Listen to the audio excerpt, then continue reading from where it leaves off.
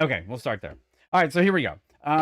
So you guys know we've been paying a lot of attention to the eVTOL market, and that's goes without saying. We've been putting a lot of energy into it because obviously since the start of 2021, there's been massive SPACs that have funded Archer, Joby, and some other companies out there that have been using that money to move forward with their exploration of their designs and how they're going to implement their stuff in their eVTOL market. Well, this comes from actually a subscriber who shared this with us, and I brought it to you guys on air. And it's basically the introduction of eVTOL basics for investors. Now, this is kind of a unique uh, article in the sense that basically it goes through the evolution of what we've been seeing, how these SPACs have been funded, and how everything's been put together, notably EHang, that were these publicly traded penny stocks that are now moving closer and closer towards becoming the real deal. Now, it also mentions in their names that we visited many times here, including Archer, Joby, Lilium, and Vertical Aerospace. Okay, and how this is suddenly turning out to be the urban air mobility companies of the future, and how they're supposed to go about this pathway to make everything happen. Now, there's another thing that's really cool in here, and it's this white paper. And this white paper is basically giving everyone else the inside scoop on some of the things that we already know, some of the things we don't know, some of the things we're willing to discuss, and some of the things that the marketplace is going to have to learn as it moves forward in the future.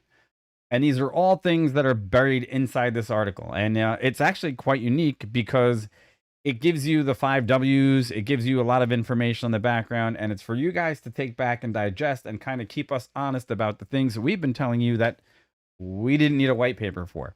Yeah.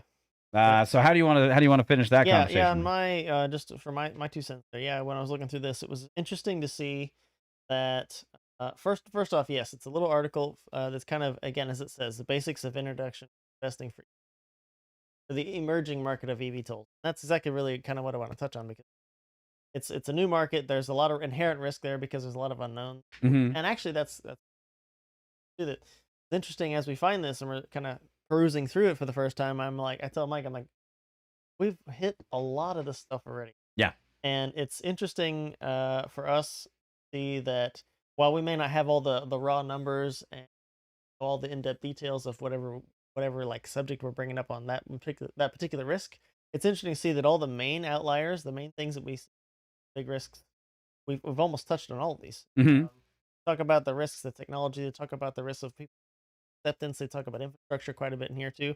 So it's interesting really to see that I feel like we're on point. Again, there's always more that we can learn, and we're happy to, guys, and happy to expand our knowledge on it as well. But it's interesting we're on the right track. For sure. And I mean, so they're going into the what, who, when, where, why, what this is going to really take place, and how this is going to really come apart in the market. And look, for you guys out there that are thinking about the possibility of investing, the volume that needs to be generated, and we've gone into what it's going to need for this marketplace to actually produce revenue. You're going to need a volume of flights, and you're going to need to prove that there's going to be a customer in there, and whether it be short term or short haul, which is like less than 100 nautical miles, Right? okay, or something greater than 200 nautical miles, and what speed is going to be the most, I guess, relative towards how the marketplace is going to develop. Yeah. Those are all kind of unknowns that people are still trying to kind of throw darts at the wall to see where these other dots are going to connect as the market grows. So, for your enjoyment and for your pleasure, and thank you, David, for sharing this with us, because we wanted to share it with you because it gives you a hardcore piece of paper that you can look at, aside from the other stuff that we found from other companies that have been producing it and saying, hey, look, this is the amount of money that's out there. This is basically telling you what the market is about in a language that is basically Yeah. for everyone. Yeah. Okay. And it's basically eVTOL for dummies. So, we wanted to share that with you guys. And as you read this and you try to, if you are interested in investing, remember to try to keep in mind that this, as it is an emerging market, so many things that people are finding out as they go. There's not a one size fits all. Like No. we've talked about eHang before, and so how their 216 model is a shorter range, and we talk about other like the Liliums and things where they're planning on going further ranges. And then we've had comments, and when I've seen this too, where they say, why would anyone want to go with eHang when there's Joby or there's Lilium? Well, there's different use cases, and I know actually some other commenters also pointed that out, that it depends on use case. Like, what is it going to be used for? Very much like planes and helicopters, right? Hmm. You want to say, hey, I need to go really quickly from A to B, and like, well, take a plane or helicopter. It's a different use case. They're Correct. different things. Right. One may be certainly more valuable in one case than other, and that's exactly how it's going to kind of evolve probably with eVTOLs. So Yeah, have a read, and then let us know in the comments below what you think about obviously what we've said too, but also what you found anything in there that we could add. Right. And the other thing is they go into, and look, here's another thing to be noted. And it's as you've just seen, two major billionaires have sent themselves into space in their little space race.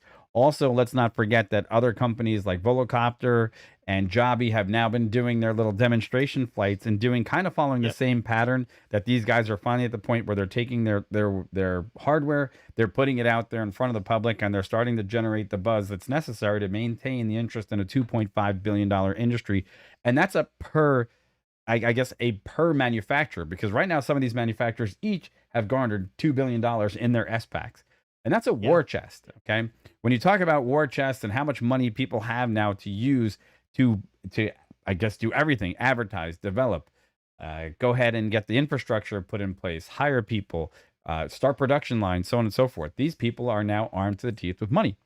And that's important for the investor out there to know where that money is really going in the next stage, how it's going to be used, and most importantly, if you have a chance to actually make a profit off of an investment.